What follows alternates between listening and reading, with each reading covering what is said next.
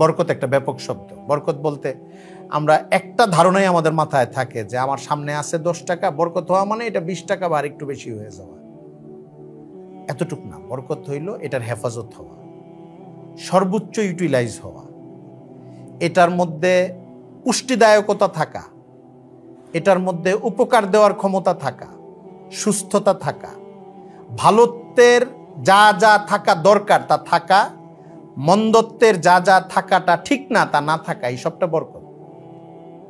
আমরা যখন দোয়া করি আল্লাহ আমাকে বরকত দান করেন, তো এই দোয়া শুনলে পাশে বন্ধুরা অনেক সময় মনে করে টাকা পয়সার দোয়া করতেছে।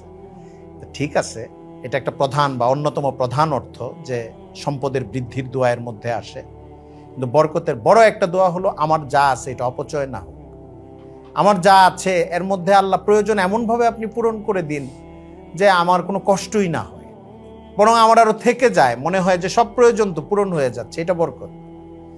বরকত নষ্ট হওয়ার যতগুলো উপলক্ষ থাকে এখান থেকে আপনি আমাকে হেফাজত করেন, কোনো প্রতারক আমার কাছ থেকে টাকা যেন না নিয়ে যায়, বাসায় যেন অযথাই অসুখ বিসুখ লেগে না থাকে, এটাও বরকতের দোয়া।